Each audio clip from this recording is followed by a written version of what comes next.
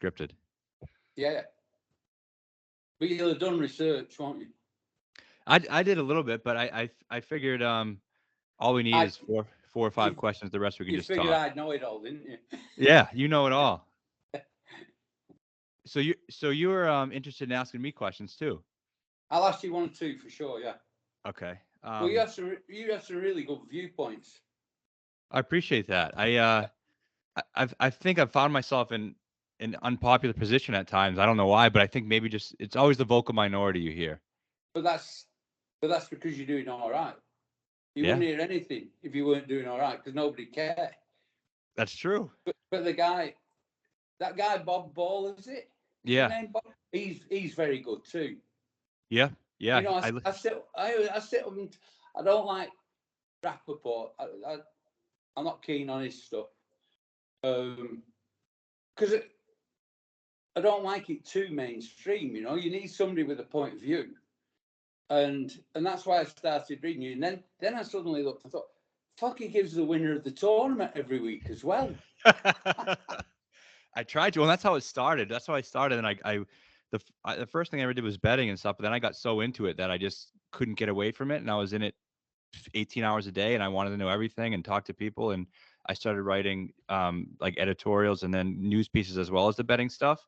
And I used to write betting for Action Network, but now I just do it all in the same place. So Yeah, you're good. yeah, it's fun. We'll probably circle back around to that. Um, the first thing I wanted to ask you is this, and I like to we'll skip all the beginning part. I want to go right to 2011. Okay, 2011. It At was a that time, blur. yeah, yeah, and that's what I wanted to ask. I mean, you're representing four of the last five major champions. You're on top of the world. What is it like? A blur. Yeah, You know, you sort of, it sounds arrogant, but you sort of turn up every week thinking who's going to win. You know, and you sort of, you almost con yourself that it's a Midas touch and you've got something to do with it. And in fact, I had nothing to do with it. There were just there were 4 or 5 good players that I managed to recruit early in their careers. And they all came right at the same time, at different ages even. I yeah. mean, the story about Darren winning was unbelievable because on the Wednesday of St George's Open, Darren played a practice round with Rory, Charles, and Louis. So he was playing with the guys that had won 3 of the last 4 majors. And he Hmm. was slow off the 14th tee, and they were chirping away. And they turned around and say, "Come on, you can join us just because you haven't won a major." I mean, scary. Yeah, And then and he goes and wins. well, Clark was an amateur when you started representing him, wasn't he? He was turning pro. He was absolutely on the cusp. My meeting with him was to try and help him decide whether he should turn pro or wait. And it was a pretty easy conversation because I just said, well, you know, if you wait a year, in a year's time, you'll be a better player if you're a pro than you are as an amateur. And I went to because it was a difficult decision because the Walker Cup was at Portmarnock and obviously he's Irish. So he wanted to play. If it had been Northern Ireland, it wouldn't have turned pro, but it was Southern Ireland, so the pull wasn't quite the same. And the guy that introduced us was an Irish lawyer that was an international golfer called Dougie Heather, and went to meet Darren at Dougie's office. And I'm telling Darren that, you know, contracts won't be any different, invites won't be any different, but if you turn pro, you'll definitely be a better player in a year's time. And he got his card, did it well. He shot 32 the backside to get about 38th card. And we went to that Walker Cup match a year later in the September of 1991. So Mickelson was playing, and Owen O'Connell and Paul McGinley, Hmm. Andrew Coulthard, and as Darren and I would be, with 6 pints of Guinness in on Friday lunchtime. Yeah. And we're watching the golf with this pal of ours, and one of the guys tops it. And he just looked at me and Darren said to me, he said, "Chub, you're right. They look like a bunch of fucking amateurs." And And it was, that's the sort of thing that you don't need a great memory to remember that, do you? That's one of those things. And I've told that story that often, that my accent's getting better. And it went from there. But yeah, he turned pro about a week after we met. You're representing all those guys. Does that mean they hang out together and stuff? A little bit. We used to. We had sort of at majors. We always had a host house for all the players because it was too difficult to get restaurant reservations and whatever, and it sort of kept everybody together a bit. So they all got on, and it made it fun. I mean, obviously Louis and Charles were great mates anyway. Darren and Rory were great mates because I met Rory because of Darren, because Darren had a foundation weekend and there was this little 13-year-old cocky kid that you knew was different. Yeah. And he was the only one talking. You had 18 juniors and he was the only one talking. So, they were all connected. So what was Roy like as a 13-year-old when you met him? Precocious. Mm-hmm. Precocious. And very good but small. Yeah. He was tiny. And he was interesting. I mean, he's had a point of view all his life. You know what I mean? All the stuff you see now hasn't changed an awful lot because he always had a point of view. Yeah. And he had no qualms about apologizing. If he got something wrong, he'd go hold his hands up. Yeah, got that wrong. And two things about Rory. Rory at the Carnoustie Open that Harrington won. Is that 07? Yeah, 07. Yeah, 07. So he's exempt for it because he's European amateur champion. We decided 18 months ago that we were going to manage him. Mm-hmm. That took the pressure off Dad because Dad was getting unbelievable stress from 90 colleges ringing him up, 10 management companies. So the easiest thing was for him to say, Chubby's going to manage him, he's going to go with ISM, blah, blah, blah. And on the decking, have you been to Carnoustie? No. Out the front of Carnoustie is a massive decking in front of the hotel. There's no real clubhouse, it's the hotel. And we were sitting on this decking, and we were going through when he was going to turn pro, what deals we got lined up, and because he was easy, because he had such a reputation. I just had to go and get enough money. Yeah. But to actually sell him, everybody knew him. And he turned around to me and he said, Chub, I want to buy a house. We haven't turned pro. We haven't got any earnings. It's all.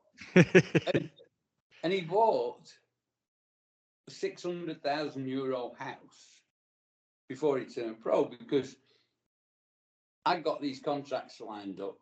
You ring the bank manager, everybody knew him. So, they know he's not bullshitting. And yet, 2 months later, he got this beautiful house. And in the end, it had a practice ground and a couple of chipping greens and everything. I mean, it was unbelievable. And he was always like that, and always confident in his own ability and wanted to get it all done as quick as he could. And so once he turned in his early 20s and he really started winning, and turned 18. 18, yeah. Did he like to, did he go out a lot? Was he a social person? Yeah, really, he was reasonably social. He was Irish, wasn't he? You're not going to take the Irish out of an Irishman. Yeah. They're all the same. So, he had an eye for a lady, and he didn't drink too much, but he went out, Yeah. He wasn't a big drinker. If he had a few drinks, he got pissed. Yeah. Who are the biggest drinkers that you used to go out with and tear it up with? I don't need to say. Yeah. I don't need to say. He's told for 40 years. He's told everybody he drinks lots of Guinness. So. Yeah. So what year did you stop representing him? 2011. Rory. Yeah. No, 2007, or even 2006, before he turned pro. And then, so what he said when he left ISM, he said he was concerned that you, quote unquote, led him down the wrong path with not playing enough on the PGA Tour. What's your side of kind of what happened during that? Well, He was, like I say, he was in a hurry to get everywhere. Mm-hmm. And, I thought that if you remember, the world rankings and the European Tour went through a spell where they were almost stronger than America. Yes. The tournaments were nearly as big, and they were stronger, and they were definitely easier to win world ranking points in Europe. And Westwood was number one. It wasn't until 3 years ago, till the Americans changed it all, till Mr. Monaghan made another unbelievable move. Yes. And I mean, now they're so weighted the wrong way again now. Oh, it's crazy. So hard for the Europeans to get up the world rankings. And my idea was that he would get up the world rankings easier there, because at the end of the day, if you got in the top 50 in the world, it was a passport to everything. You didn't need a PGA Tour card, because if you got in the top 50, you could get one. If you could play it all, you played in all those World Championship events, and you get your card. And that was my idea. I think his idea, in hindsight, he never said, but I think he thought I should get him invites every week in America and he'd get your card that way. And that wasn't the way to do it at all. I mean, right. None of the guys that I represented went to the tour school in the States. They all got a card by going the roundabout way. Yeah, and that way is easier, right? Yeah, it was much easier. But we didn't have many fallouts at all. He was too young and naive almost to fall out. I mean, I remember having a conversation probably 2008 at Glen Eagles, and we were sat on a bench by the King's Course, and we were going through it, and I brought up the Ryder Cup. He said, "No, I'm not bothered about the Ryder Cup." He said, "That's just an exhibition match." He said, "I'm here to win majors. That's just it won't make any difference." I said, "No, it will." I said, I've been on the tee when very big players, their pants are shaking because they're so nervous. Mm-hmm. That's one of the abiding memories of the Ryder Cup. If you go on the first tee, they are absolutely shaking like a leaf. Yeah. And I was trying to get through to him what it was like. Now look at him. At him. He's like the Pied Piper now for the European Ryder Cup team. So, he like I say, he didn't have any qualms about getting something wrong and then apologising and moving on. And I think, I spend a lot of time with my kids trying to get them not to fear failure. Mm-hmm. And they're not golfers or anything. That's just in life. Right. But it's not a coincidence that most billionaires have been bust a couple of times. Yeah, because they've had to figure it out. And I'm always on at my kids, and he was definitely like that. He wasn't worried about how often he got it wrong. He was going to get there. Yeah. Would you have done anything differently with Rory? Yeah, kept him for another 15 years. Because the strange thing was, when he left, he didn't really say why. He said, "I just want to go in a different direction," which was obviously he wanted to make his own decisions. But he should have said that. I'd have let him. He could have carried on. But the funny thing was, I thought he was paying too much. And when it was October when he left, and we were going to get to the end of the year that year, and I was going to say, "Right, you're paying too much. We'll take a lower percentage on appearance fees, a lower percentage on this, and won't do that." And I thought, damn it, I didn't get there soon enough. How stupid. I'd thought of it, but just didn't get there. But he paid the new guy exactly the same. Right, and he had a falling out with them. It wasn't anything to do. And he ended up in that lawsuit, if you remember, over his Nike commission. Horizon, right? Yeah, Connor Ridge. And Connor Ridge has been smoking cigars for the last 10 years. Right. Because he got all the big deals that Rory got. Well, I think it was, I can't remember. It was in the paper. It's 15 million or 18 million. And why Rory thought he didn't have to pay? No idea. Yeah, and he mentioned too about the players, that 2010 players. Do you remember a conversation about him wanting to play that? Yeah, but that was a decision he agreed to too, because Lee and Rory didn't play it, and I can't remember why. There was a good reason why. It was something to do with the number of tournaments they could play. Yep. And they could play, I think they could play 10 without a card. And that didn't work out.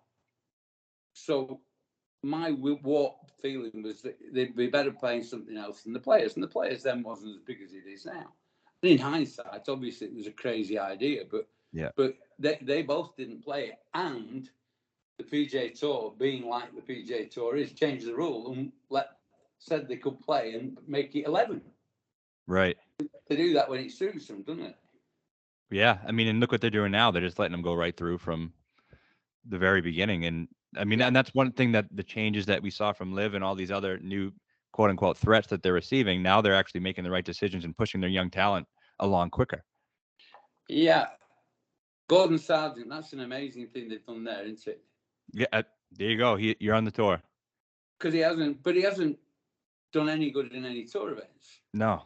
I get it if he'd had 2 or 3 finishes or something. But he hasn't done anything. Excuse me, I'm having a cup of tea.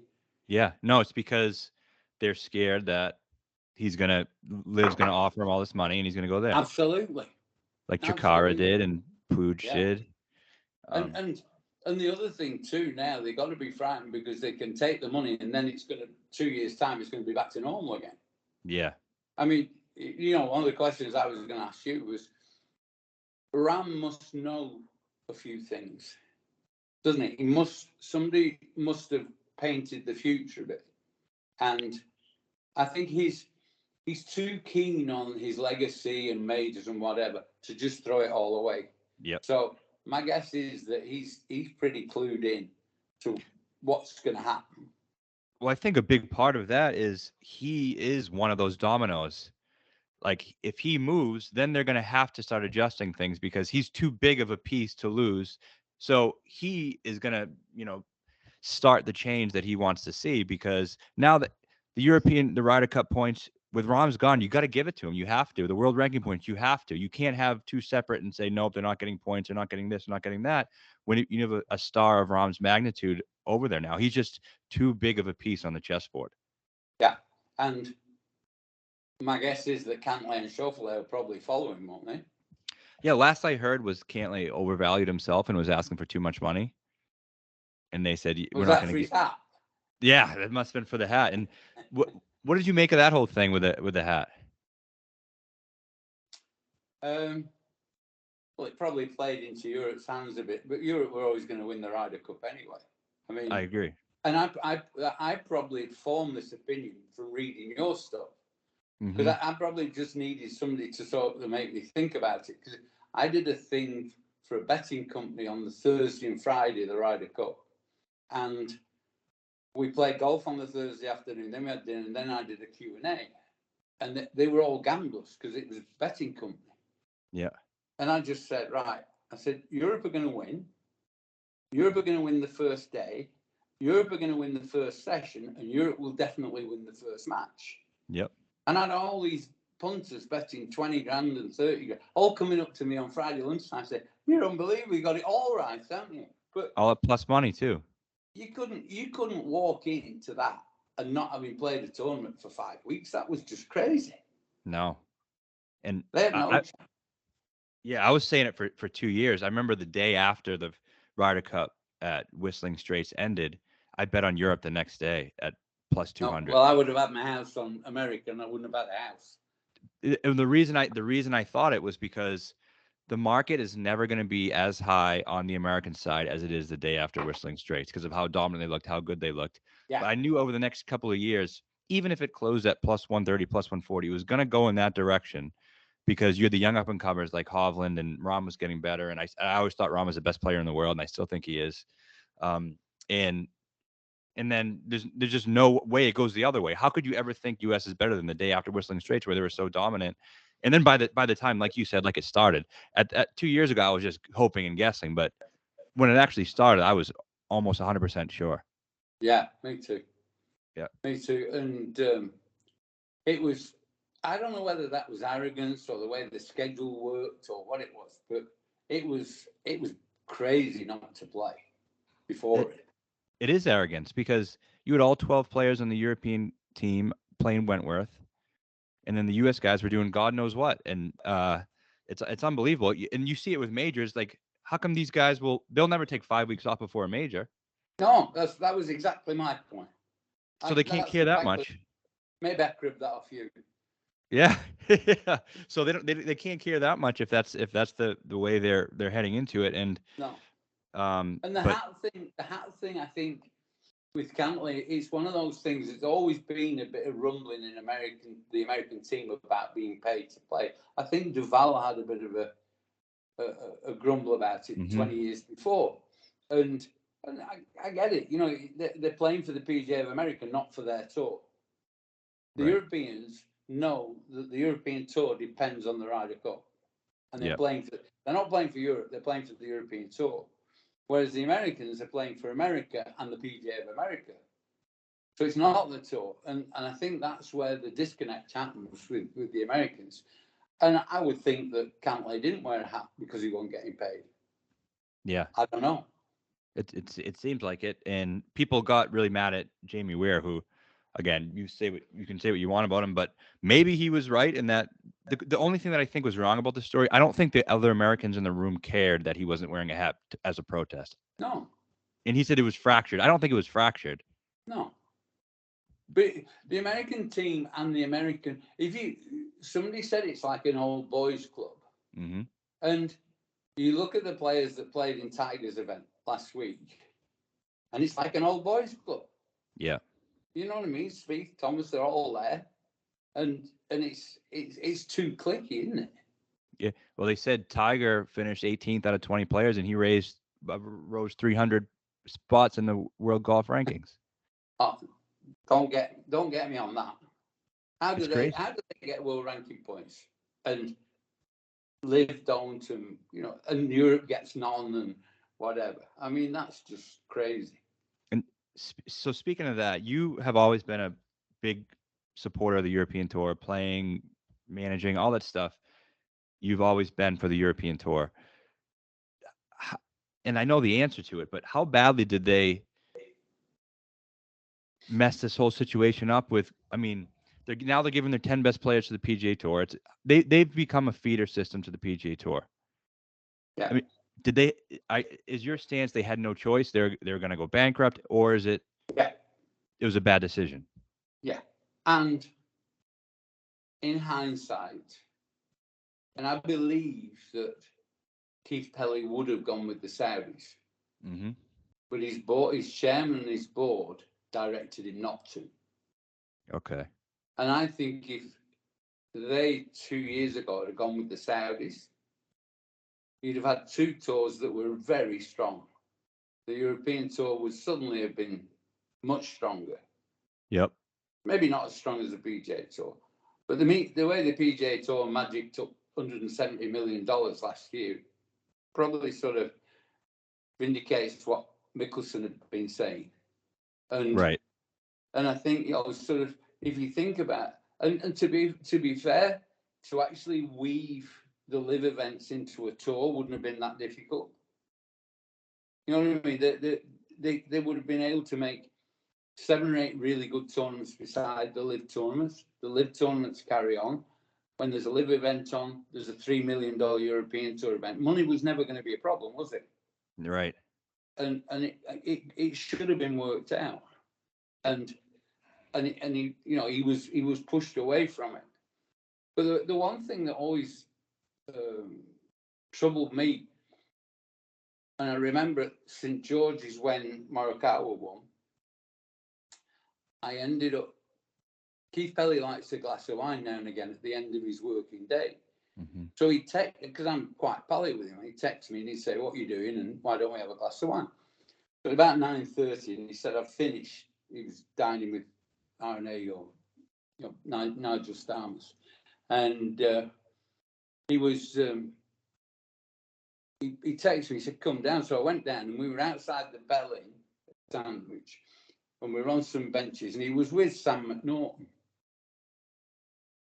And Sam and him were having this argument about the Saudis that live. And I've come in when they've probably had a few vodkas. Hmm. So it was getting quite lively. And I remember Sam just kept slamming the table saying, "Take the effing meeting." And he must have said it 10 times. And he was just saying, why don't Jay, there's a sponsor here, $2 billion to spend. How can you not talk to him? And that was criminal. Yep. Absolutely criminal. And how he's in a job, I have no idea. I don't know how he can actually now recommend anything to a player and expect the player to believe what he's telling him. Do you think if Keith knew that Jay would eventually do this, he would have done it first? I don't know. I think it's just a shame that people push Keith away from doing it, because it might have been a very interesting golf landscape now. It would have been a great. I tweeted this. I just found it in September of 2022. I said, instead of agreeing to be the feeder system for the PGA Tour, why wouldn't the DP World Tour allow live guys in, make a deal with the PIF, and they get DJ, Cam, Neiman, Bryson playing in Yeah. their events. They get their world ranking points, and it lets them keep their Ryder Cup guys in the fold. And also, it makes their events more watchable, more money in the. It just seemed like such a no-brainer, and that could make them. That would be a good competition, and that would be healthy ecosystem for golf, I think.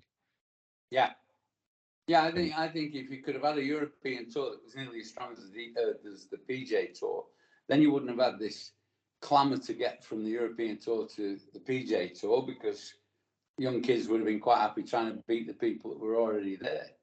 But right. Hindsight's a great thing, isn't it? And at the end of the day, what's happened now is actually Yaz is actually exactly where he wants to be. Yeah. Oh, he is.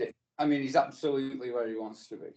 And I think people are going to say, well, if you're going to merge in 2 years anyway, what's the point of paying $500 million for Rahm? And the reason they're doing that is because now once you get him, now you have so much leverage in the negotiations. When you come to the table and talk to Jay, which is I think is happening on Friday, you say, I have your guy. Let's make the deal happen, or I'm going to get the next one.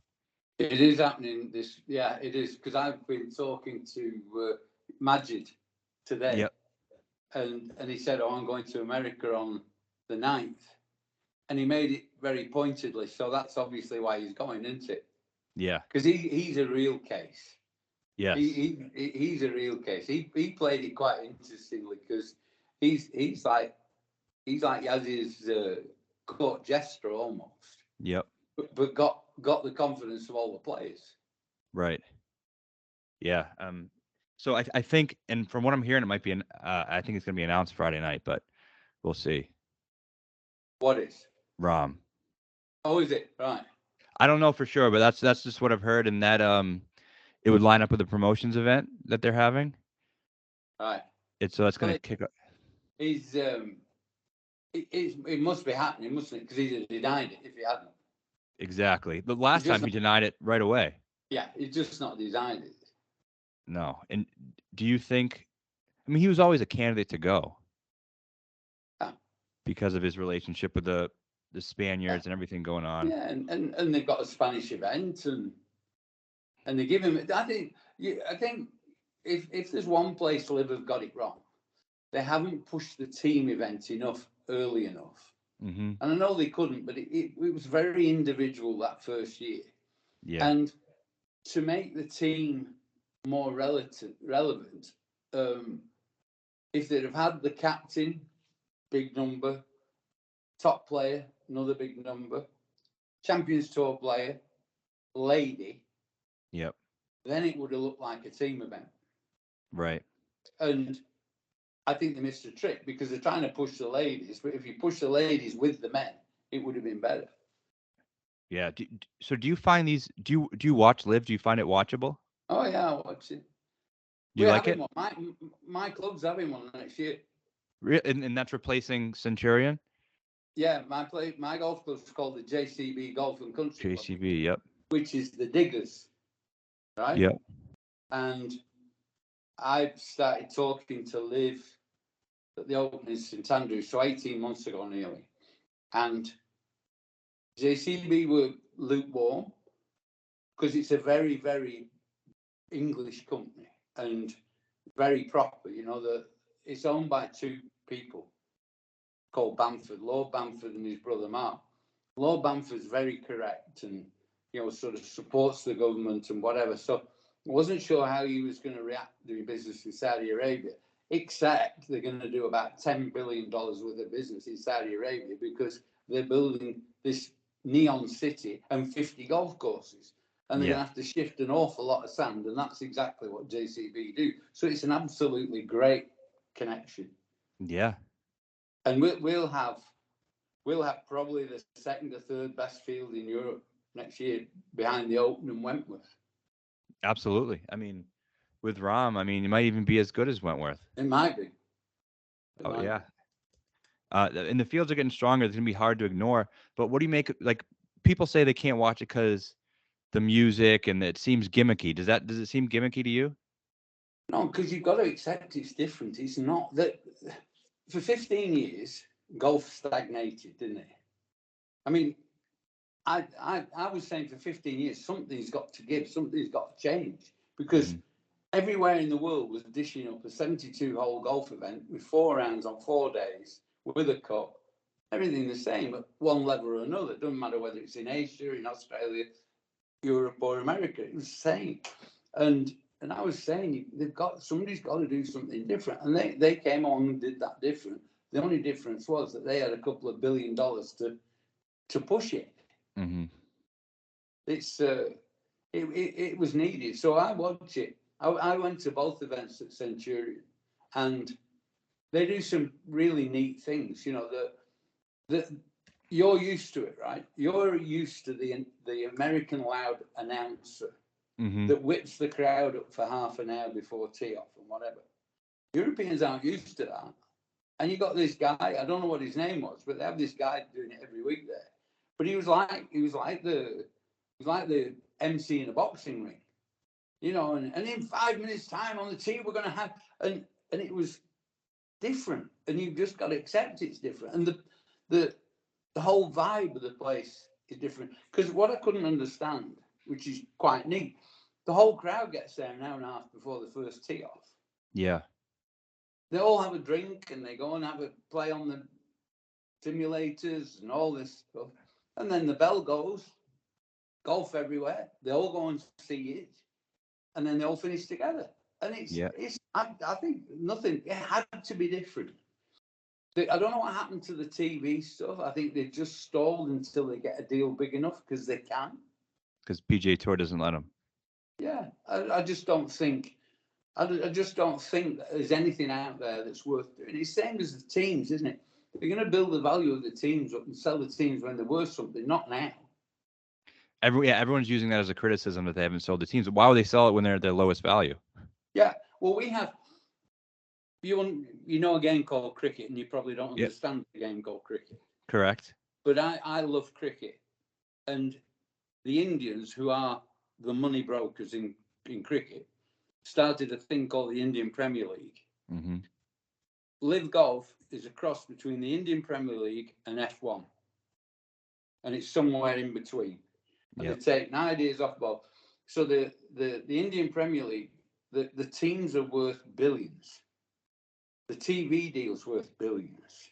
The players get paid way more than they would do anywhere else. You know, they get paid like $1.5 million to good players for 6 weeks. That's unheard of in cricket. Wow. So, you know, I see what they based it on.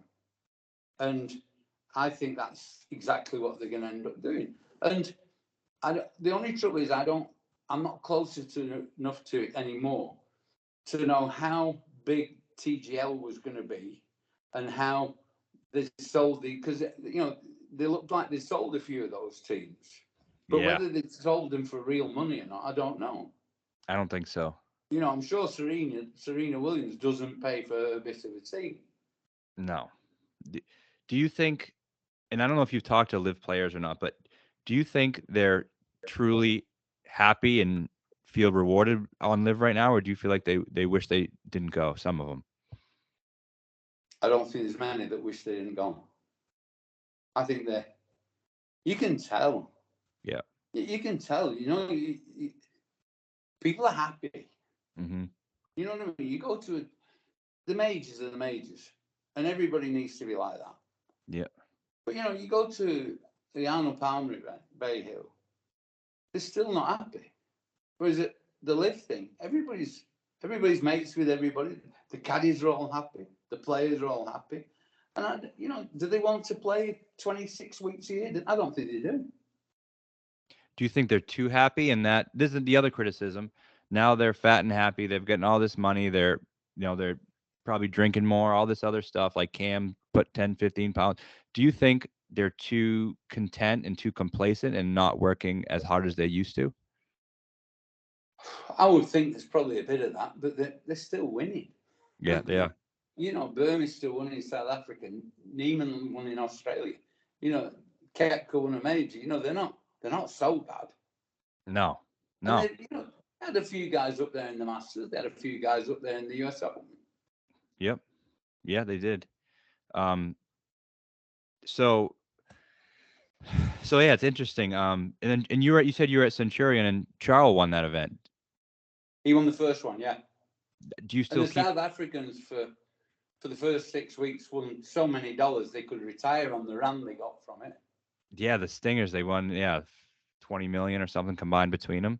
Yeah, well that was almost my thing with the South Africans, that they once they won the major and they won a bit, they'd won so many rounds that they became soft. It was too easy for them. What would you say to the people who say that money can't buy happiness and they're sacrificing their legacy? I think the bank manager's not too worried about their legacy, and some of the guys, they made generational money, didn't they? I mean, Taylor Gooch's family not going to have to worry for a few years, is it? Yeah. His kids are going to be all right. Right. And I think sort of, you can talk about legacies, you can talk about majors, and to be a Nicklaus or a Woods and want to win multiple majors, you've got to be a different sort of person. Mm-hmm. But a lot of people were happy with one major. Yep. And a lot of people found it harder to win the second one almost than the first one. Yes.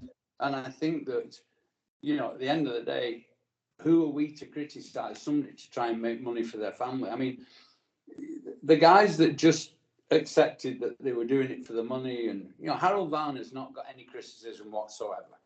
No. He said, I'm doing it for the money. This will make a difference to my life, blah, blah, blah. You can't argue with that. Nope. That's absolutely fine. And if he doesn't practice as hard and spends a bit more time with his family, that's his business. Yeah. Yep. So speaking of majors, Rory won 4 before he was 25. He hasn't won one in approaching a decade. Why? I think he finds it difficult to win, full stop. Mm-hmm. I don't think he finds winning easy. I think when he wins, he outgolfs the field by a long way. And I don't think, even as an amateur, he found winning difficult. If you have a look at his record as an amateur, he didn't win that much. He played good a lot, but he didn't win that much. And I just think he found it difficult to win. And then I think the Masters, when he didn't win and Charles did, I think that probably left the scar that people think it left. Mm-hmm. And his game's changed too, hasn't it? I mean, he looks awkward trying to hold it up, I think. Yep. When he just hit that big free high draw, he looked unstoppable. Yep. But then people have got in his head, and now when he tries to hold one off, it doesn't look a natural move at all, does it? And he's never been the best wedge player. No. And that's what it seems like his problem is now. He has 100 yards in every hole, and you can't put it within 20 most of the time. Yeah. I mean, I think he's just a great player, and I think him in full flow is amazing because he plays freely, doesn't he? He's got wonderful freedom about his game. And I think until Aberg came along, Rory was easily the best player I'd ever seen turning pro. But I think Aberg may be as good as Rory was when he turned pro. I mean, I'm not an unbelievable technician with the golf swing, but I don't see an awful lot in anything he does. And he's a good-looking bugger as well. So, I mean, he's got everything. Yeah, he reminds me of Rory, I mean, on the course, right? Just the driver. It's just a complete weapon. It's long and straight. And especially today's game, I mean, that's what, there were people who didn't want him on the Ryder Cup team. But It's going to go 15 yards less in 5 years' time. Yeah. Do you think that's a 5 good years' thing? Or time, I can't believe that's 2028. I thought it was happening next year. it's 5 years from now? I didn't even see that today. It's 2028. I've been doing my research for you because I knew you didn't know all this shit. So I thought, I better know what's going on. It's 2028. So I will be carrying it by then about 120. Do you still play a lot? I play a bit now because I've retired. I play at JCB and it's far too difficult for me, but I love it. Yeah. I played there 3 weeks ago, and the greens were as pure as any way you could ever play, and there were about 11 on the stint. Now that doesn't happen in my country. That happens sometimes in the summer, but it certainly doesn't happen in November. Mm-hmm. And because it's such great condition and such a great experience, I drive 50 minutes to go and play every time I play, but love it. Yeah. I mean, I'm excited to see it next year, in a few months, whenever it is. I'm going to ask you this. Come over. It's next to the Open, isn't it? It's the Open and then that. Yeah, I want to. It'll be 2 good weeks. Yeah. Where's the Open? True, not great. Yeah. What do you think of Troon? That was the Stenson Mickelson shootout. Yeah. So that was Darren should have won there in 1997 and shanked it off the second tee in the last round with 3-iron onto the beach. I remember it well. And who won I that used one? to, when I was Justin Leonard. Yeah. When I was a kid, before I turned pro, my hero, absolute hero, was Tom Weiskopf. And I was second reserve for Troon in 1973. So I was up there and I had to stay and whatever. And I saw him hit all 273 shots live. Wow. Walk around every hole. That's amazing. Never forget it because he walked down the last, you've got those big bleachers down the side, and he just put his thumb up to one and then he put his thumb up to the other. It was the most wonderful acknowledgement of what was going on. Yeah, no one seems to love Troon. If you could pick any 3 courses to be on the rotation, what 3 would you pick for the Open? Turnberry. And it's a shame that Turnberry's gone too. That's what. Yeah, it is terrible. Will it ever come back? Such a wonderful golf course. What he's done to that course is unbelievable. I bought it, No, I didn't know that. I bought it because I got to know him a bit in Florida 2015. And we'd arranged the game. There's Westwood, myself, and Owen O'Connell, I think, and we were playing with Donald. And I walked into the breakfast room at West Palm Beach there, and he says, "Chubby," and I'd never met him. And I'm thinking, why is he shouting at me? "Chubby, I want you to be my agent." What's he talking about, Anyway, we played, and which was quite an interesting exercise. And he said, "I want to buy Turnberry. Is it any good?" "Yeah, it's very good." "Right, well, I can't go and buy it because they'll jack the price up and it'll be difficult. Will you front it for me?" Yeah. So I got busy and I made a few phone calls. And actually, it was owned then by a company called Leisure Corps. And I knew a guy that was just about the boss, I think, of Leisure Corps, a guy called David Spencer. And they put it up for sale. And I got the realtors from him and went through that. And I got it quite a long way down the line. And then somebody wanted proof of funds. And it was going to be, 60, 70 million. Mm-hmm. And they wanted me to prove I got 80 million, which I didn't have. and so I rung him and I said, "Donald, I've got a problem." He said, "What's that, Chubby?" I said, "They want me to prove I've got $80 million and I just don't have it right now." And he said, "Chubby, this is where I come in." And he sent me a statement of account to send to him. And it was staggering. And he took over from there. So you bought it? I got it halfway down the road. Yeah. And then he took over. So that you got him the price he wanted. He got the price he wanted. I got him a bit more than the price he wanted. But he said to me, I said, "How are you going to get around them? They've got the people Star what they call not Starbucks, Starwood." Yeah. Starwood Hotels. They had in perpetuity contract to manage the hotel. And I said, "How are you going to get that?" Litigation, Chubby, litigation. I love it. And so you played with him? Do you play with him there? I played with him. No, I've never played with him. I played with him in West Palm Beach 3 times. And did he? Is he the people say he's a cheater and all this other stuff? Did you ever see that? Yeah. We got on the first tee and he said, "Chubby, I just want you to know, I cheat in business, I cheat on the golf course, and I cheat on women." Which I'm sure is a line that he's given to a lot of people, but it was funny. And I tell you, he cheated on the second. He moved the ball, but in front of me. So it's not even surreptitious cheating. It's there. Yeah. And then about 3 holes later, I had a bad lie in a bunker, and he moved my ball out this bad lie. He said, "You shouldn't have to play that." And I started to think, well, maybe it's just a disregard for the rules rather than cheating. You know, he just wants everybody to have a good day. Yeah. And I won. And we won $20. $20? I said, "How do you know when you've won?" He said, "What do you mean?" "Well, I've not been paid yet." "Oh, I don't pay anybody." I said, "I won't pay, and I've won me $20." And he gave me $20. He did? Yeah. That's all he plays for is $20? Played for $20. It was great. He's a funny man. He's very generous. Very generous. I had a lift on his plane from Aberdeen to New York. Wow. I was going over to Pine Valley, and he says, "Come up to Aberdeen and meet me there, and we'll go across." And he had 41 first-class seats and 2 bedrooms on it, and he had about 18 of his work people on the plane. Wow. And he comes over to me, he says, Do you like Elton John?" I said, "Yeah, he's all right." "Good." We had Elton John on for 7 hours. Holy shit. Banging out.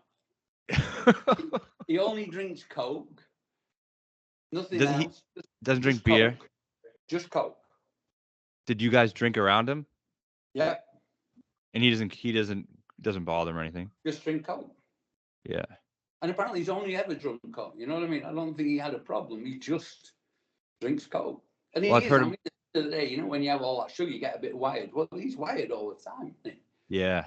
I've heard him say because I think his older brother was an alcoholic or something, and he lost. Yeah, I think something like that. Yeah. Who else have you played with? Any famous people? I had a very good day. You don't like soccer, you already told me. Yeah. But there's a soccer coach in Europe and Britain called Pep Guardiola, who is the best in the world. Mm-hmm. And he came to the Masters with us in 2013, I think. And he was between jobs, Barcelona and Bayern Munich. And his agent rang and said, 10 days before the Masters, he said, could you facilitate Mr. Guardiola and his son for the Masters? Oh, yeah, of course we can. Because we used to have this big facility. We used to have like 90 people eating every night. Family, guests, players, everything. So, you know, to have Pep there was a big deal. So we looked after him, and he was just great with everybody. Absolutely great. And he lived in New York then, and I was dating a girl in New York. And I said, "Hey, in New York next week, yeah, do you want to play?"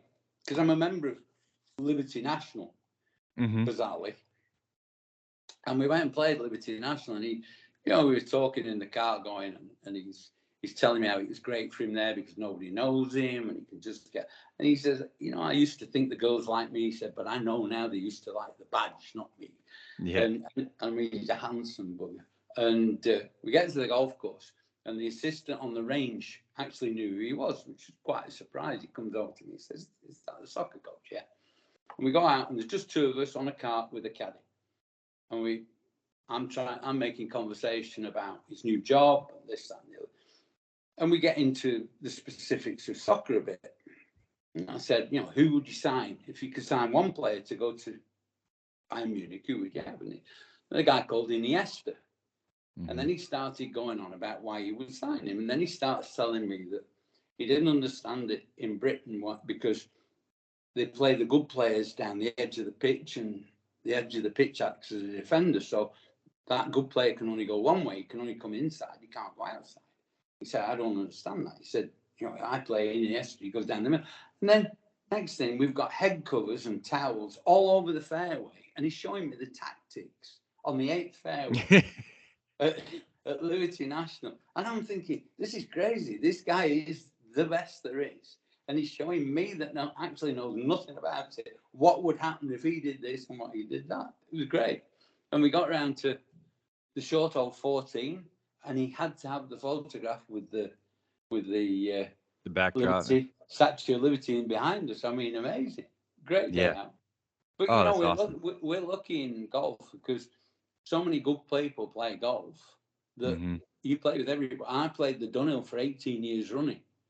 So I played with everybody there. Yeah. There was none as funny as Donald. No, I believe it. No, I believe you. See, Bryson played with him last week. Yeah, he plays with everybody. And he loves it. He absolutely loves it. And he'll tell you that the greens are the best and the course is the best and the food's the best in the clubhouse. And, you know, we got in and he said, what are you having? I said, I'm having a cheeseburger. I've heard they're the best in the world. He said, how do you know? Everything is, yeah, that's right. Yeah. Wow. That's really interesting. Do you think Turnberry will ever go back on the roto? I hope so, because it is what he's done is absolutely what he's done is moved the golf course 100 yards nearer the water. So you've got all these dynamic cliffs that were never in play, and now they're right in play. There's a short hole right over them, and par 5 around them, and I mean, just sensational. And the hotel's good as well. You know, I mean, it'd be a real shame if they couldn't see themselves to do it just because of his reputation. Right. And so back to some people you've represented. Fitz, you represented for a while, Matt Fitzpatrick, right? Fitz, yeah, 3 years. 3 years. 2, and nearly 3, just under. So were you surprised or not surprised at all when he won the US Open? A little bit, but I saw him win the US Amateur. I was there. Mm-hmm. So, you know, that was a pretty big deal for, I mean, he was little. He's still fairly little, but he was really little then. Mm-hmm. And, you know, that was a pretty big deal to win that. And you could never question his work ethic and his bottle. And you know, what the US Open's like. If you're tenacious and you've got some nerve and whatever, you can win. And, I mean, the shot he played on the last was just shot of the year, the century. Yeah. Yeah. I mean, just amazing. When you know golf like we do, you know that an 8-iron out of a fairway trap with a lip and you had to cut it because of the lip, didn't you? Yeah. You had to actually send it around it. It's just an amazing shot to hit under pressure. Well, we saw it probably was a little bit tougher, but the shot that Hovland and someone else had on at the PGA Championship when Brooks won, and they hit it right into the face a couple times. Yeah. I mean, under pressure, that can happen. Yeah. Yeah. No, he maxed the way he's made himself 20 yards long was amazing. Mm-hmm. You know, he's done so many training exercises to quicken his hands up. He actually now looks a decent player. I mean, I say that with great respect because he's obviously a decent player, but he didn't look much of a player when he won the US Open. He looks a better player now because he's much stronger. Yeah, yeah. So here's my scenario I like to give to say who the best players in the world are, because people ask so many questions like, you know, what course and, you know, so forget form, forget all that stuff. This is the scenario that I'm going to give you. The aliens come down from outer space and they challenge the humans to a 5-on-5 match. You don't know the format. You don't know what course it's going to be at. You only have to pick 5 golfers. Who are you picking? That's the bizarrest question I've ever heard. Who am I picking now? Right now. Yep. I would pick the European Ryder Cup team. I would pick Ram. I would pick Rory. I would pick Scheffler because he's amazing. Yeah. Amazing. To have his action and have it so under control is, to me, amazing. Is it sustainable? and he puts awful, doesn't he? Yeah, I mean, he has been the last year or so. But when he was on that hot streak when he won the Masters, he was making everything. It felt like. He's not on a hot streak now, is he not? I thought he just Well, won last week. he did, but when he was winning everything, I mean, 6 months not winning for him, I guess is well the way he was striking the ball. They said he was Yeah, gained 20 strokes ball striking a week, which yeah, is the most since amazing, Tiger. amazing numbers, Yeah. amazing numbers. So you'd have him, wouldn't you?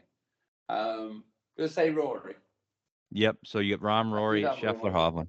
You'd just have Rory because he's so good. And then who else would I have? Probably Hovland. Yeah, he's my fourth. That's same Probably, four for me. probably Hovland. The fifth one's certainly up for debate, isn't it? What about Cam Smith? You'd like to throw in Brooks just to have a live person put in it. Well, that and I mean, if you have a putt to save civilization, I think I'd rather have Brooks take it than Rory. Yeah. Oh yeah, for sure. I think Brooks is a really interesting character, isn't he? Because you can almost see he doesn't get into it unless it's that big. I mean, Yeah. when he played in that last liver bench in Saudi, and the interviewer said, "Oh, and you finished third in the overall, and you've got another $4 million," and he goes, "Have I? Have I?" So How many yeah, I does he think. win? Hey, How many do you think he's going to win? majors. Yeah. How old is it? 32. 33? He'll win another 5. Wow. That's a lot. He said he was going to win 12. What's he won now? 5. 5. Well, I'm not far off. Do you think he'll win 10? That's a lot. I think he'll win 10. I think he's very good. I think his game shouldn't really set up for majors and does. Yeah. You know what I mean? For him to win US Opens is amazing. The way he goes at it, isn't it? Yeah. Oh, yeah. You know, he don't back off. He don't hit one iron and he don't three, but he just goes with driver all the time. It's because it's all mental with him. And it's all going back to what we were talking about. He don't fear failure. Yeah. If we don't win next week, if we don't win next major. Yep. Unbelievable attitude. So how many does Rory win when it's all said and done? What's he won? 4 or 5? 4. 7. Really? You're giving out too many. There's not going to be any more to give out. They've just. Yeah, no, Liv are going to put 2 more majors in a year in 2 years' time. Rahm, I think, will. Bramwell.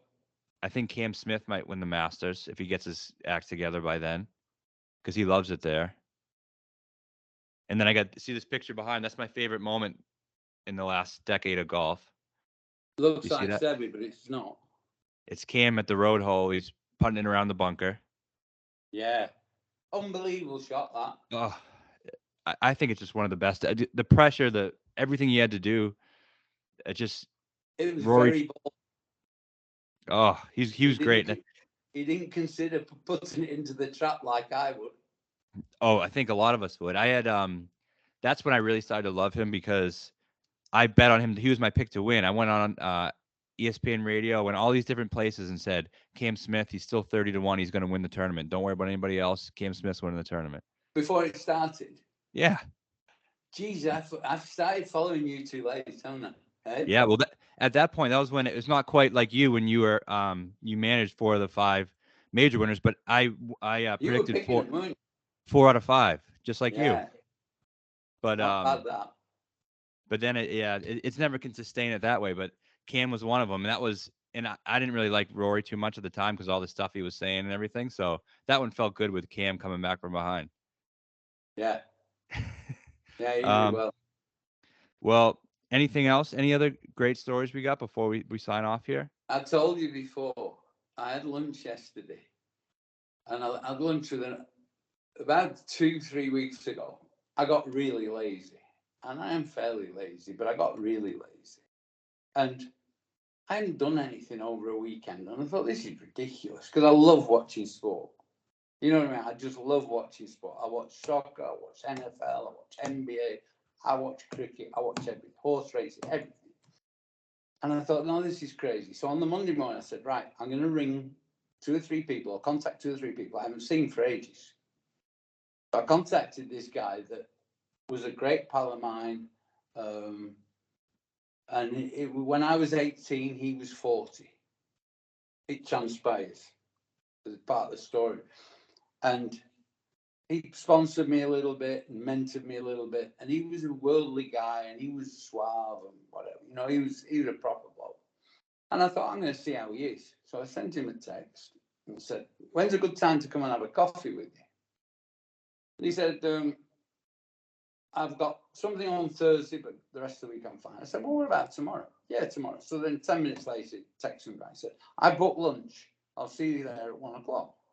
Real trendy place. But go and meet him, and he's obviously very old. He's walked there. So we've been sitting down for a while, and I said, what are you, Abe? Are you 86? He said, I'm 92. I said, whoa, are you really? Crikey, you're doing well. And looks absolutely great, doesn't miss a beat, whatever. So we had lunch, and then we had lunch again yesterday. And he brought his son. In 1986, his son caddied for me all year as an 18-year-old, and I was on tour, and that was my best year. I finished 42nd in Europe, and his son caddied for me. And he started telling me this story that I had no recollection of, vaguely now. And in the 1986 Open at Turnberry, I was exempt. And I got through 2 rounds. And in the 3rd round, I'm on the putting green. And apparently, I used to be a bit flippant. You know, I toss the putter to the caddy and, you know, all this shit. I toss the putter to the caddy and tee off. And we're playing in front of Jack Nicklaus. And, you know, I used to get a bit nervous if Jack Nicklaus was watching me hit a golf ball, same as Seve. Didn't have to be playing with him if he was just there. Yeah. Sort of felt it. And so go down, and I had a second shot to about 10 feet. This he's now 56, reminded me of the story. He says, can you remember this? Can't remember it. He said, yeah. Well, we got to the green, and you held your hand out for the putter. And I looked in the bag, and there's no putter there. And he said, it bounced off the bag into the long grass. And he said, I had to run back up the fairway to go and get the putter. And Nicklaus is playing behind us. So there's 10,000 people. And I said, what happened then? He said, I ran back, gave you, and you put it out. And I said, well, were we not delaying play? He said, doesn't seem like it, because it carried on as normal. But I'd lost my putter in the first hole with Jack Nicklaus playing behind me. Completely had no recollection of it. Was that was your good year? Was that the year you played in the Italian Open? I beat Seve. Yes. The only time in my life, I think. Wow. I tried to research it, and it's pretty difficult to research. But my guess was that he played well enough, often enough, and I played shit enough, often enough, that I actually never beat him apart from that week. Wow. So at least you can say you beat him. He was 4th. I was 3rd. I was very privileged to play in Seve's era because there's nobody near him. No. Nobody's near him. I mean, even Tiger. Tiger obviously had a different sort of charisma, or has a different sort of charisma. But Seve was unbelievable. Seve, my recollections of Seve would be in Paris, you know, because he brought European golf up with him. Yeah. There weren't any European golfers really till him. And I remember playing at a place called Saint Cloud, and he was walking up this hill, and he always had a cashmere sweater tied around his neck, always. Didn't matter whether it was Boss or Slazenger, always had this. And it was always a blue or a maroon or whatever, because that's Spanish, isn't it? And he always had this, and he always had 50 girls behind him. Really? There was a trail of women following him. I mean, just unbelievable.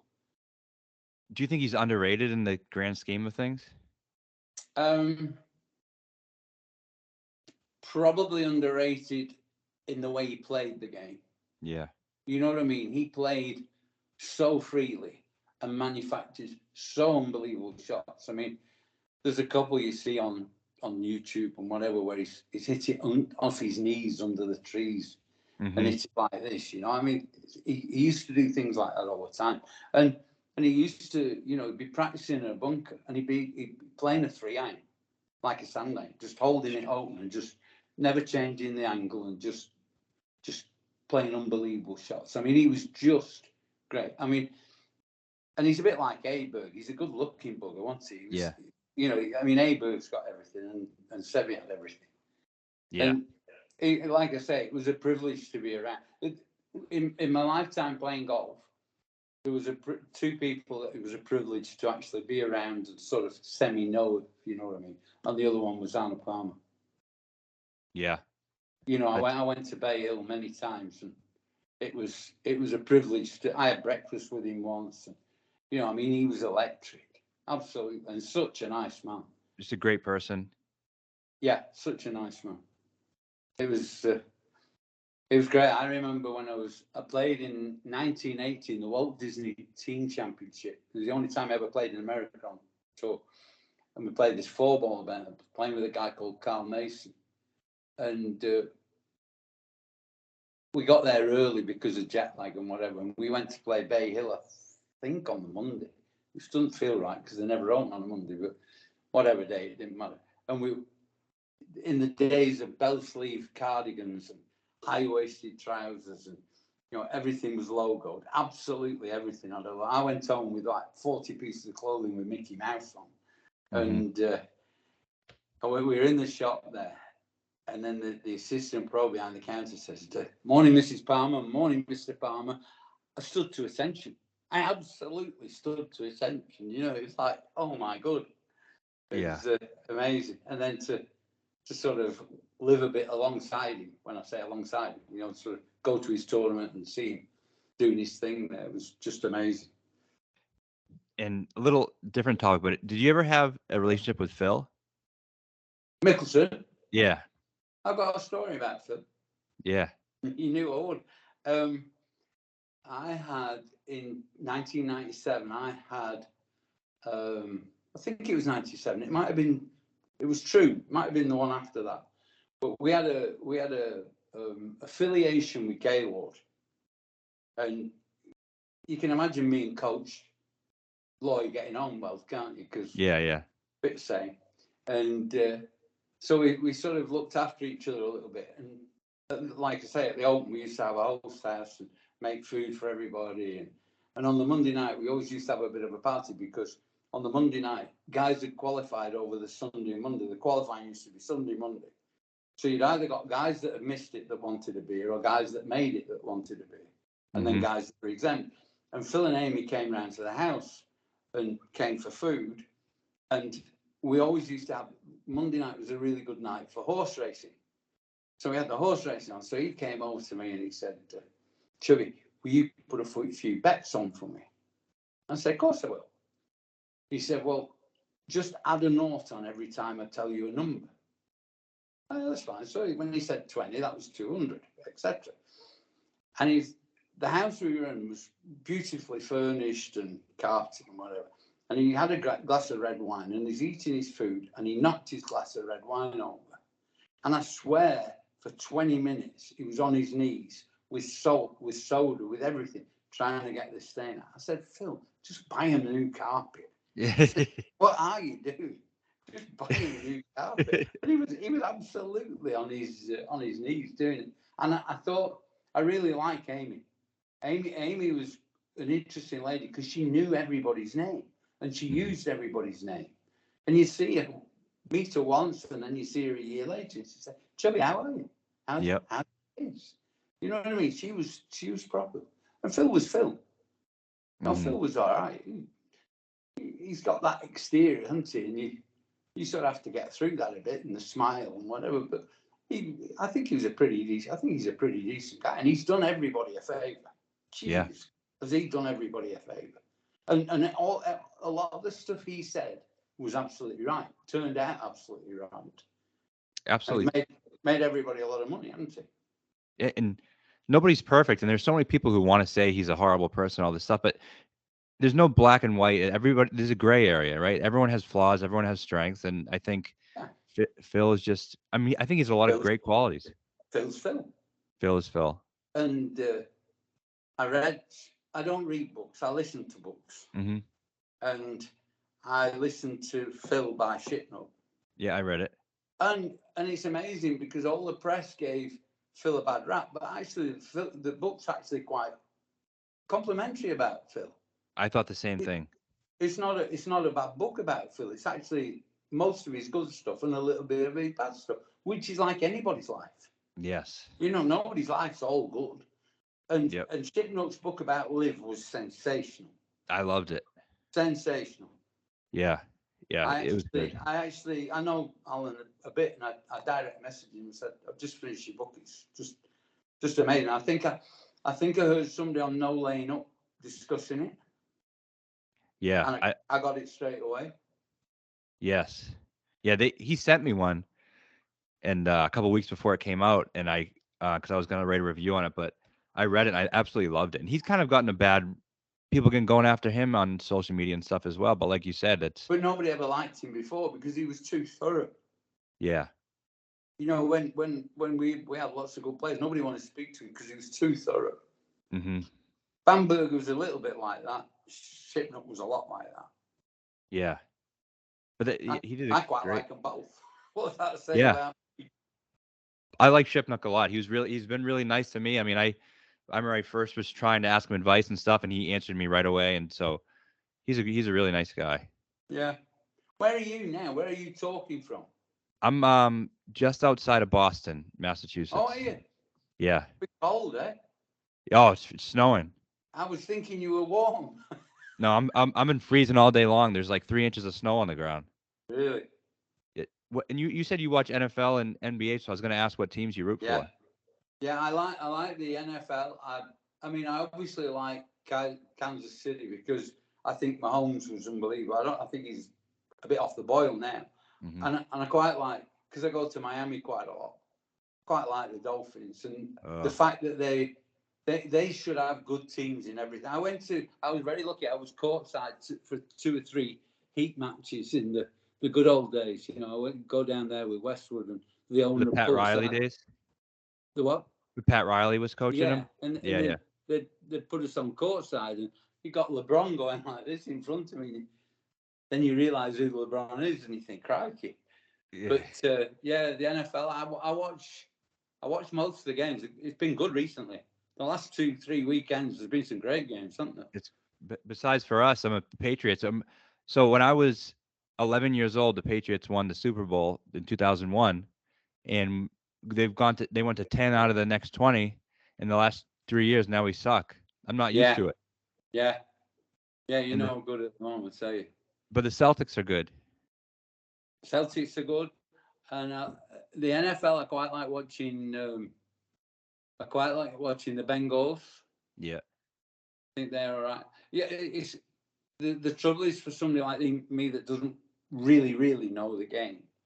You're drawn to the quarterback, aren't you? Yeah. And the other Deontay Smith's unbelievable too, isn't he? Yeah. Yeah. But he gets the ball all the time and does something, so it sticks in your head. But the quarterbacks are the people that sort of stick in my head. So the defensive end, I don't really know what they're doing. So you get like you can watch all the games in England? We can watch nearly all of them. Yeah, we have 3 on a Sunday. Okay, so 3 on a Sunday, 1 on a Thursday, and 1 on a Monday. So we have 5. And if I really wanted to watch anybody, I can do. Yeah. That an NFL pass we can get. Oh yeah. Do you think many people in England watch NFL? It's got quite a big following. Really? Every time they play, they sell out. Do you think there'll be a London team in the future? I thought there'd be one already. Me too. I thought there'd be one already because, when I think they played 4 games in London this year, Yeah, and they were all sellouts.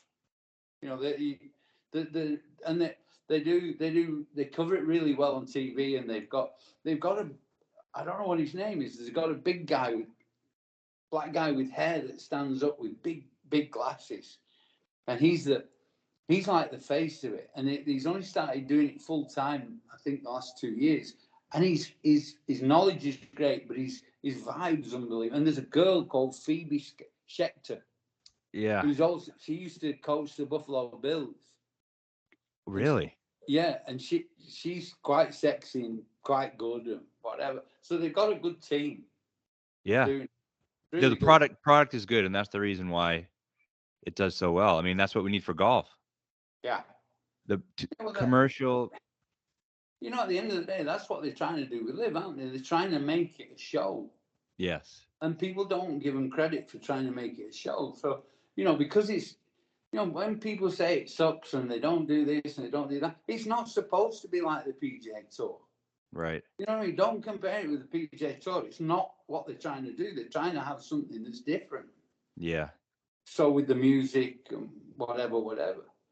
I mean, almost before we even got the tournament, we decided what the watering hole was going to be.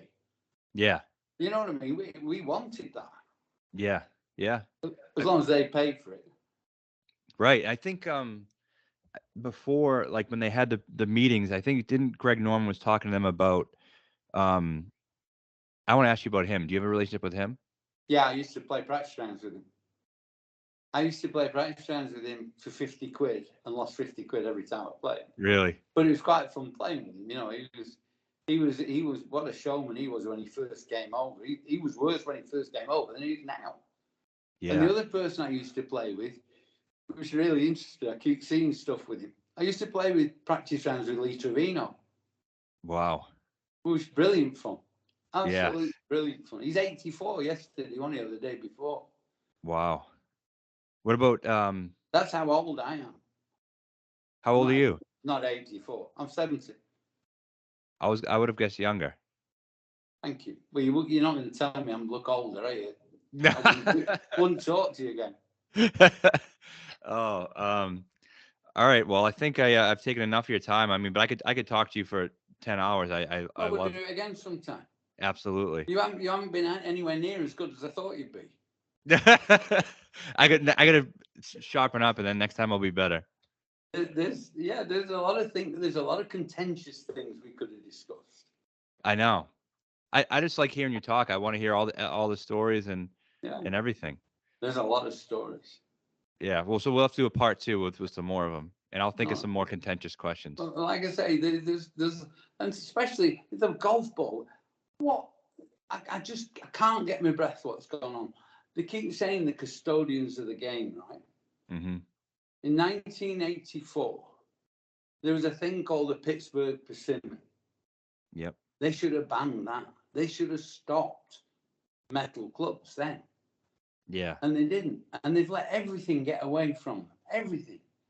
And it's crazy. It shouldn't be like this. We should have equipment that doesn't hit it as far as that. That's all it needed. Yeah. They just didn't move the boundaries quick enough. And to do it in 2028, I'll be hitting 120 by then. So you're pro rollback. Hey? You like the fact that they're going to make it go shorter.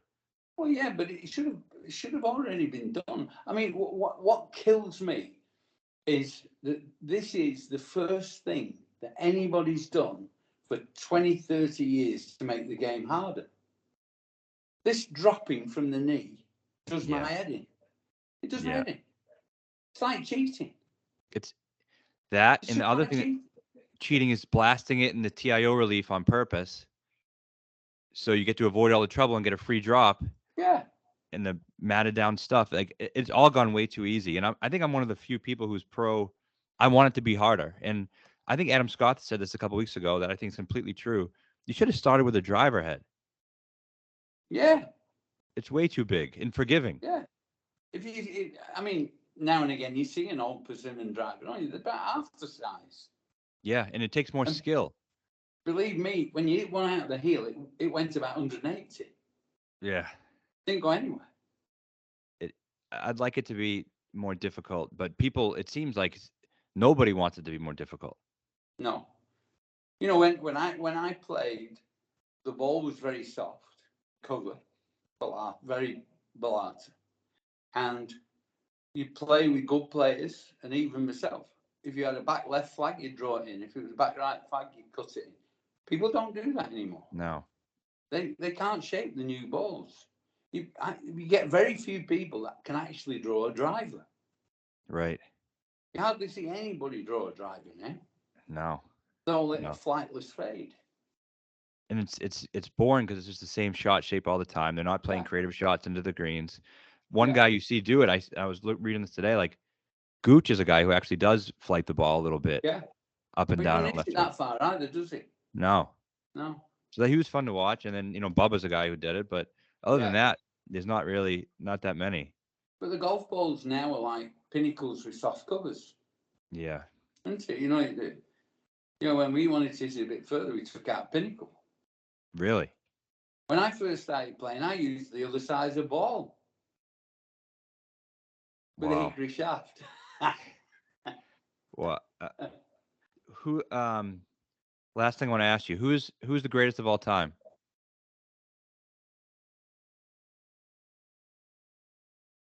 I would be wrong to say anybody but Tiger, but only because I've watched Tiger a lot close up. Because Lee and Darren used to play a lot of practice rounds with him, and I've walked around, and he had a run that was just crazy, wasn't he? I mean, Yeah, just crazy. And I think, is he better than Nicholas? You've got to say he beat more than Nicholas. yeah, There were more decent players then than there were when Nicholas won. But Nicholas's attributes and qualities would be just as sensational as Tiger's. And I would think Harry Varden was pretty good, and I would think Walter Hagen was pretty good. yeah. I saw Gene Sarazen play. How's that? Really? That dates me, doesn't it? When was he, like 1936? When I went to the Masters, I never went to the Masters before anybody got in it. So I turned down an invitation in 1992 from Ronan Rafferty, and I said, no, thank you very much, but I want to go when one of my guys goes, and I want to have the same thrill he's having. So Lee went in 1997, and Sarazen was still hitting the tee shot off the first and playing a few holes. Yep. Amazing. Yeah, it is. He was 90 something. Jesus, 90. It's crazy. Oh So, well, I'm with you. I get all right. Tiger. I get Yeah. Tiger. Tiger's the best. He's a couple majors behind, but he's started in 90 less majors or something like that. Yeah. So Yeah, no, hard to dispute Tiger. well, He was the best by so far, wasn't he? oh yeah. Did you ever get to interact with him much? A little bit, like I say in practice rounds. I'm pretty friendly with Steiny too. Mm-hmm. Steiny was because I contracted Tiger to play for us in Turkey 3 times. Wow. So I got to know him like that a bit. He was so professional. Really? He flew from Singapore to Istanbul 10 hours. Probably been partying before it. He got there, showered, and then did an hour's press, and then hit 25 drivers down the highway in Istanbul from Asia into Europe. and the local government, on the morning of the stunt, decided that they would open the right half of the highway to the traffic. So he only had half a highway to hit it down. So if he hit it right, he hit it into the traffic, and if he left, it went in the sea. And he hit 15 down the road and 10 into the sea. And it was unbelievable. And he looked $1 million, and he'd been on a plane all night. Wow. Wow. Very professional. When we contracted him the first time, Steiny took me on one side. He said, "Right, let's get this straight. Whatever, don't ask for anything over and above what's in that contract." Mm-hmm. He said, "But everything that's in it, he will do." Yep. And when you're struggling to get everybody to sign 50 bits of memorabilia, he's done his within half an hour of getting there. Yep. And he did everything in the contract. And then, but no more. No more. Well, you just did, I got one not to ask you, so there's no point. Yeah. Yeah. And I'll tell you, we had him go to a cocktail party on the night before it started. And it was a hotel, so there was a balcony round. and you got all these people looking at Tiger, and then all the people on the ground. And I said to Steiny, I'll never have him doing this again. No. I said, I'm uncomfortable, never mind Yeah. him. And the same thing happened at the 2005 Open. Dan was on the putting green, and they were back to each other, him and Tiger. And I just said, I called Darren Slim. I'm Chubby, he's Slim. I said, Slim, I said, just look. I said, there's 5,000 pair of eyes on Tiger here. And absolutely everybody around the putting green was staring at Tiger. That's a hard way to live your life. It is. That's Absolutely. a hard way to live your life. Wow. Well, it's late where you are, so I'll let you go to bed. Yeah, no, I've stayed up especially for you. I appreciate it. Thank you very much. The only time I stay up this late is when I've got a lady. I'm better than a lady. Don't think so. No. So listen, next time, just brush up on your contentious questions. Yes, I will. I seem probably more controversial on the social media than I do in real life. Yeah, you're a pussycat. Yeah. I thought you were saying, is there anything you don't want to talk about? Well, it was like, Yeah. sugary, wasn't it? This was the warm up. All right, I'll come on again with you, and you can do whatever you like. All right. Thanks so much for your time. All right, enjoyed it, and enjoy reading your stuff. Me too. Talk soon. Good luck.